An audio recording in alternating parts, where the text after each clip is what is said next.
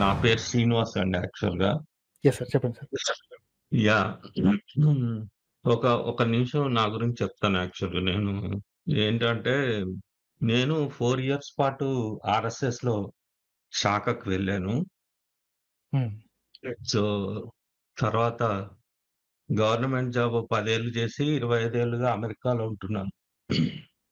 హుహు. అయితే మా నాన్నగారు గొప్ప హేతువాదండి.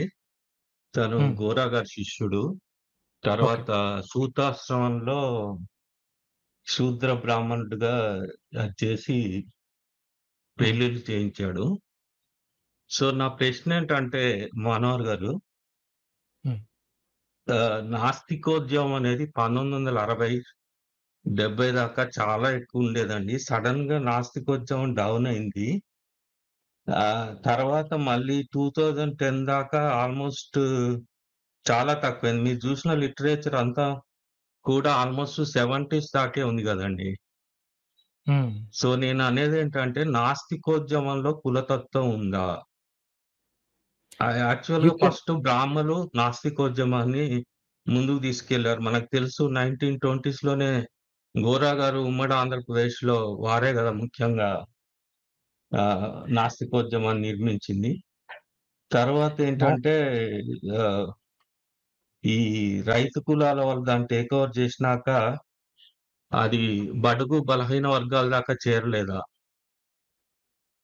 సో, దీని సో, మీద మీ అభిప్రాయం ఏంటి? నాకు 'గోరా' గారి మీద ఇంకా నేను బుక్స్ ఏం చదవలేదు కాబట్టి ఐ డోంట్ నో మచ్ అండి. సార్ మీ దగ్గర నుంచి హుహు. ఎకో వస్తుంది. You could mute for a second. Yeah! Sure. Okay. So, నాకు పాస్ట్ అయితే నాకు కరెక్ట్‌గా గుర్తులేదండి. ఓకే. సో, ఎందుకంటే I didn't pay much attention to the past of ఈ నాస్తికోద్యమం దాని గురించి I didn't take much interest back then. So, నాకు తెలిసి నేను కూడా మీరు చెప్పినట్టు 2010 నుంచి I started noticing that there are two much of superstitions amplifying because of social media. Right. ఇంతకుముందు మీరన్నట్టు నాస్తికోద్యమం యొక్క పుస్తకాలు గాని, రచనలు గాని పాతకాలంలో ఎక్కువ కనిపించేవి. మధ్యలో ఎందుకో ఒక బ్రేక్ లాగా కనిపించింది అని. అండ్ దెన్ యూ ఆస్క్డ్ కులతత్వం అనేది ఉంటుందా అని. డెఫినైట్‌లీ ఎంతో కొంత ఉండే ఉంటదండి. నాస్తికులు అనంగానే టక్కున వాళ్ళకి స్విచ్ ఆఫ్ అయిపోయినట్టు అయిపోదు కదా! So, they also come from the same social backgrounds and కొన్ని సంవత్సరాల పాటు వాళ్ళు కూడా they could have carried those biases. Okay. So, ఆ బయాసెస్ ఉంటాయి కాబట్టి కొంతలో కొంత ఉండొచ్చు. But as time grows forward caste bias useless అనిపిస్తది. ఎందుకంటే ఆల్రెడీ నాకు ఈ ధర్మం చేసే పిచ్చి పనులు నాకు ఎలాగో నచ్చవు. ఈ ధర్మం ఇచ్చిన కాస్ట్ ఎందుకు అని చెప్పి స్లోగా ఇట్ వుడ్ ఎరోడ్. ఓకే. కానీ కులతత్వానికి ఒక మెజర్‌మెంట్ అంటూ లేదు గదా! ఒకటేంటంటే ఫలానా ఫలానా కులం వాళ్ళతోనే నేను ఫ్రెండ్‌షిప్ చేస్తాను అనటం కొంచెం extreme. But there are subtle and very small things అన్నమాట. ఈ రోగం ఎంత డీప్‌గా ఉంది అంటే, మనం చూడకపోయినా సరే పక్కనోళ్ళు they try to search for our caste అన్నమాట. రైట్. ఇతను ఒకప్పుడు ఏ కాస్ట్ అయ్యి ఉండొచ్చు. ఇప్పుడు I don't have any caste feeling. But I people tend to think ఇతను ఒకప్పుడు ఏ కాస్ట్ అయ్యి ఉండొచ్చు అని. సో, ఆ కాస్ట్ కళ్ళజోడు నుంచి తీసి చూడటం అనేది చాలా కష్టమైపోద్దండి. Because of this pervasiveness of caste. So, second generation, third జనరేషన్‌కి ఈ ప్రాబ్లమ్ ఉండదు. ఎందుకంటే వన్స్ దే కాస్ట్ లెస్‌గా వాళ్ళ పేరెంట్స్ పెంచేస్తే they don't see caste in anything and anybody. కాపోతే పుట్టినప్పుడు మనకి కాస్ట్‌లో ఉండి, తర్వాత పెంచుకున్నప్పుడు there will be a small sliver that will be left. మీరు కులతత్వం అన్నారు గదా! దట్స్ వెరీ లెంగ్తీ థింగ్ అన్నమాట. ఓకే. మా హీరోలవే నేను చూస్తాను దగ్గర నుంచి, అలాంటి వాళ్ళని నేను పెళ్లి చేసుకోను. మా ఇంట్లో వాళ్ళని ఎవరికీ ఇవ్వనివ్వను. నచ్చినా ఎంత నచ్చినా ఏం ప్రాణప్రదంగా ప్రేమించినా అలాంటి వాళ్ళకి నేనివ్వను అనేదాకా it's a very long stretch of ah, it's big spectrum. నాస్తికులు అనగానే స్విచ్ ఆఫ్ అయిపోయినట్టు అయిపోదు కాబట్టి they might fall anywhere in between and then it erodes. ఒక 10 ఏళ్ల తర్వాత ఒక నాస్తికులుగా ఉండి ఒక 10, 15 ఏళ్ల తర్వాత ఇట్ స్టార్ట్స్ ఎరోడింగ్ అనమాట. ఎందుకంటే దే స్టార్ట్ సీయింగ్ ఈక్వాలిటీ మెల్లిగా వాళ్ళ బ్రెయిన్‌లో ఉన్న ఈ పిచ్చ తగ్గిపోతా ఉంటుంది. చిన్నప్పటి నుంచి పెంచి పోషించారండి. సడెన్‌గా మనం దేవుడిని వదిలేసాం గదా! అని చెప్పి మాయమైపోదు కదా! So, it takes some time. Some people it will be very fast. Some people it will take some time. Same thing like you losing your religion. ఈ ఈ తత్వం ఏదైతే ఉందో, ఈ discriminatory mentality it will also take some time. చెప్పాను కదా! కొంతమందికి రోజులు పట్టొచ్చు. ఇంకొంతమందికి సంవత్సరాలు పట్టొచ్చు. But it will take its time and it will Erode. Erosion అనేది తప్పనిసరిగా జరిగి తీరుతుంది. నాస్తికులుగా ఉన్న వాళ్ళకి కులం పట్టింపులు ఇంకా ఉండటం అనేది ఇట్స్ వెరీ రేర్ అండి. If there are somebody like that, then they are hypocrites to the core. వాళ్ళని ఆస్తికులతో సమానంగానే ట్రీట్ చేయాల్సిందే. Did that answer the question?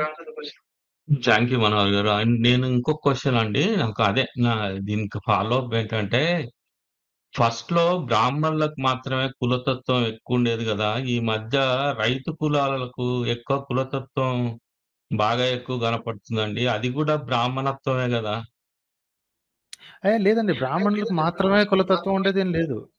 Let me mute you for a second అండి. సో, బ్రాహ్మణులకు మాత్రమే అనేది తప్పండి. అది అభియోగం వాళ్ళ మీద మోపించడం అనమాట. రాసిన పుస్తకాలు వాళ్ళే రాసుండొచ్చు. పాత బ్రాహ్మణులు. Right? You can't put that blame on the current Brahmins. అయితే బ్రాహ్మణులు రాశారు కదా అని జెప్పి, వాళ్ళు మాత్రమే చేస్తున్నారంటం అన్యాయం. ఇప్పుడు ఇట్స్ ఎ థాట్ కదా! వాడు తక్కువోడు, వీడు ఎక్కువోడు అనేది థాట్ కదా! ఆ థాట్ మీరు ఇంకొకళ్ళకి ఎక్కించొచ్చు కదా! ప్లస్ ఈ నిచ్చెన మెట్లది ఎంత దారుణంగా ఉంటదంటే, ఎలాంటి కులంలో ఉన్నయినా సరే, వాళ్ళకంటే తక్కువ ఇంకొకళ్ళుంటారండి. I don't know what is the rock bottom. ప్రతి ఒక్కళ్ళకి వాడు వాడిని 90% జనాభా వాడు తక్కువోడు అని అనుకున్నా సరే, వాడి కూతుర్ని ఇంకొకళ్ళకి ఇచ్చే ముందు, నువ్వు నాకంటే తక్కువోడివా కదా అని చూస్తాడండి. This is the disgusting aspect of this caste system. ఇది ఎవరిచ్చారు అంటే, ఇచ్చింది మాత్రం రాసిన బ్రాహ్మణులే. ఫాలో అవుతున్నది వీళ్ళు కాబట్టి, వీళ్ళకి కూడా ఈక్వల్ దాన్నేమంటారు భాగం ఉంది. అంతేగాని బ్లేమ్ మొత్తం తీసుకెళ్ళి రాసినోడు, వాడు రాసాడు సరే, వాడికి బుద్ధి లేదు. వీడికేమైంది బుద్ధి?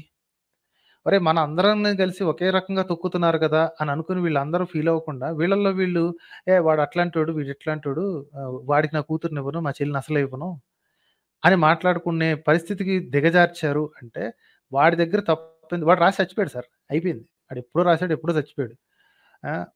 మొగలోళ్ళొచ్చారు, తన్ని తగిలేశారు. అయినా మారలేదు.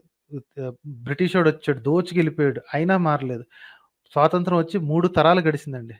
75 కదా! 3 తరాలు. లిటరల్లీ 3 తరాలు గడిసింది. అంటే 47లో పుట్టినోడు ఇప్పటికి ముసలోడు.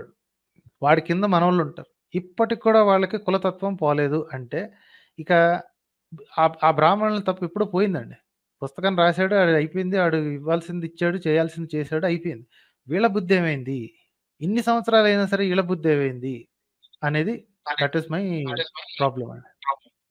థ్యాంక్ యూ మనోహర్ గారు. నాకు గూడా ఒక సంఘటన జరిగిందండి. ఈ విషయంలో చెప్పాలి మీకు.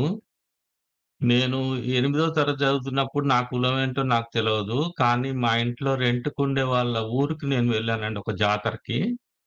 సో, హ్మ్. వాళ్ళందరూ పళ్ళాల్లో తిని నాకు ఆకేశారు. హుహుహు. ఆకేసినప్పుడు నేను అడిగానన్నమాట. నేను ఆకుల్లో తినలేను. నాకు పళ్ళెం గావాలంటే నువ్వు శూద్రుడివి. హ్మ్. నీకు మేము ఆకులోనే పెడతాం అనన్నారు. సో, అప్పటిదాకా నా కులమేంటో గూడా నాకు తెలీదు. సో, అటువంటి సంఘటనలు చాలా మనసు మీదకొస్తాయి గదా! అవునా? అవును. అది. Thank you Manohar garu. Thank you very much. Right sir అయితేనండి. Thank you. Thanks for joining.